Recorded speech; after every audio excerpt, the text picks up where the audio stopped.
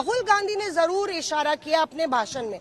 आप देखिए उनकी जो भाषण है उसमें उन्होंने एक तरीके से ये बोला कि एक हमने 1 फैमिली 1 टिकट का रूल हम लोग लेके आए हैं, और वो 1 फैमिली 1 टिकट का रूल तो हम लाए हैं, पर उसमें वेणुगोपाल ने एक राइडर डाल दिया है कि 5 साल तक कोई एक परिवार का दूसरा सदस्य अगर उसने काम किया है तो उसको टिकट मिल सकता है।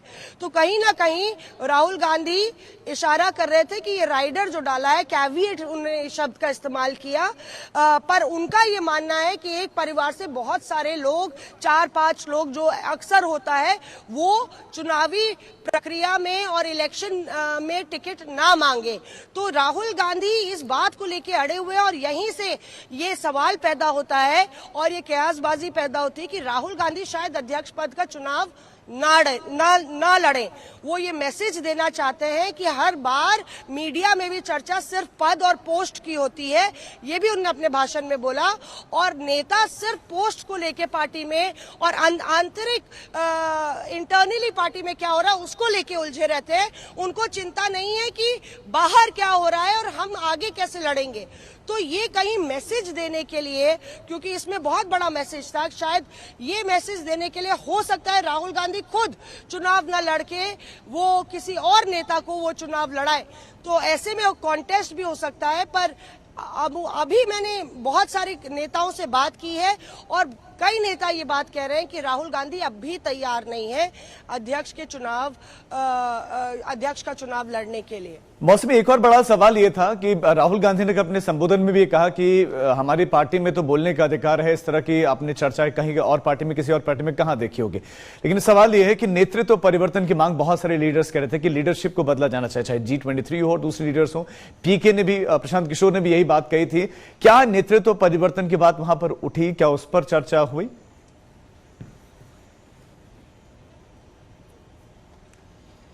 देखिए उसको लेके G23 भी ये बोलता आया है कि हमारा भरोसा है, हम प्रक्रिया की बात कर रहे हैं, हम ये नेताओं की बात नहीं कर रहे हैं कि हम सोनिया गांधी और राहुल गांधी पर हमारा विश्वास है।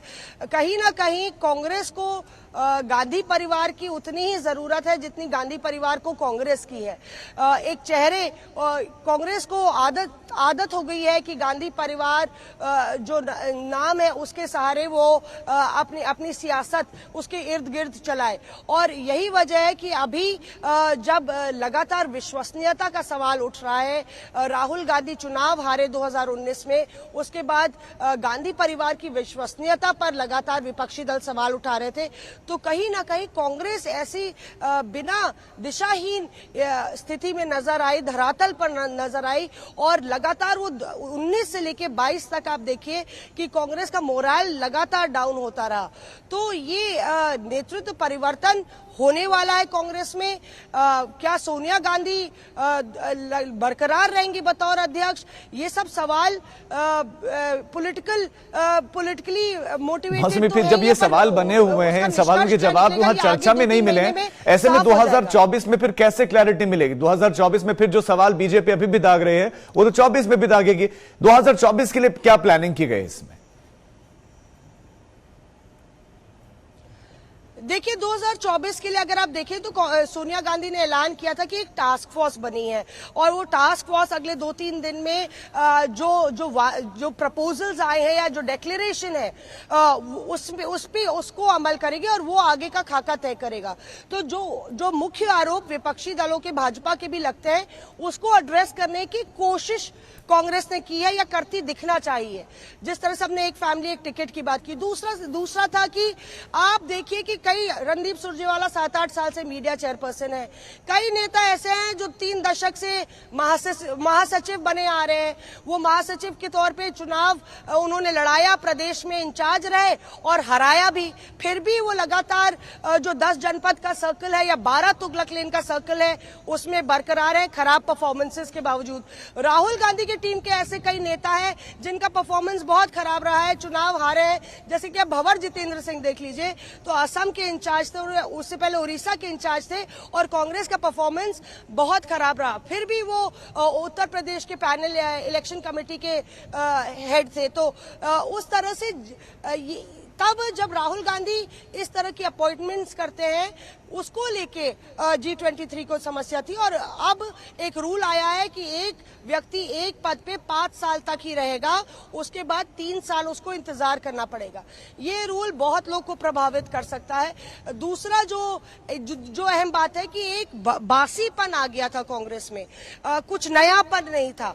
युवाओं को लेके कांग्रेस फोकस करना चाहती है और 2024 से उसने अपने उदयपुर डिक्लेरेशन में लिखा है कि 2024 से हमारे 50% जो नेता होंगे, विधायकी लड़ेंगे, जो संसदीय चुनाव लड़ेंगे, 50% नेता 50 की उम्र के नीचे जो है वो उनके लिए आरक्षण होगा 50%।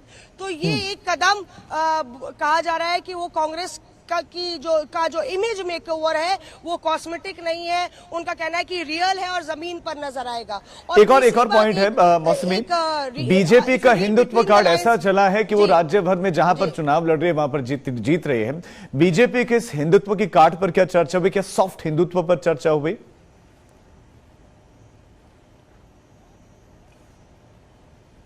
जी देखिए, लगातार जो हिंदुत्व का भूत है वो कांग्रेस को सताता ही रहता है। हर बार हर चिंतन शिविर, हर प्लेनरी सेशन में इसका जिक्र होता है और कहीं ना कहीं कांग्रेस को लगता है क्योंकि वो मुख्य विपक्षी पार्टी है, उसको एक भाजपा का एक स्ट्रांग ऑल्टरनेटिव के तौर पे जनता के बीच में विश्वास जीतना पड़ेगा। और ऐसे में लगातार नफरत की राजनीति, दंगा, इन सबका जिक्र होता है। पर इस चिंतन शिविर में कई कांग्रेस नेताओं ने बोला, उसमें भूपेश बघेल और कमलनाथ भी शामिल थे। कमलनाथ ने जिक्र किया कि जब मैं मुख्यमंत्री था और अब भी मैं तमाम जो हिंदू धर्म है, अपना धर्म है, उसके फेस्टिवल्स में जाता हूं, त्योहारों में जाता हूं। हम लोग को गुरेज नहीं करना चाहिए। जिस तरह से हम बाकी समुदाय के साथ शरीक होते हैं, ईद मिलन में जाते हैं, इफ्तार पार्टीज में जाते हैं, उसी तरह से हमें सक्रियता से हनुमान चालीसा भी पढ़नी चाहिए और हिंदू त्योहारों में भी जाना चाहिए। इसमें कोई गलत नहीं है।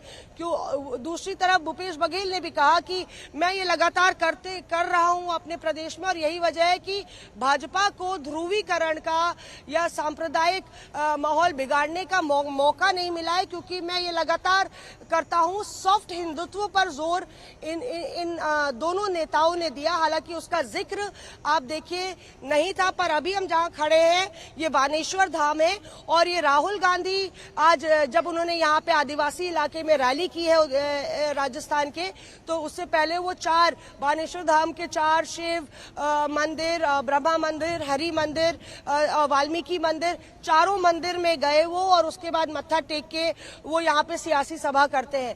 तो कहीं ना कहीं राहुल गांधी की मंदिर यात्रा, टेम्पल यात्रा, जो टेम्पल रन चल रहा है, वो गुजरात के चुनाव से शुरू हुआ था और अभी तक चल रहा है। पर क्या वो बीजेपी की काट बन पाएगा?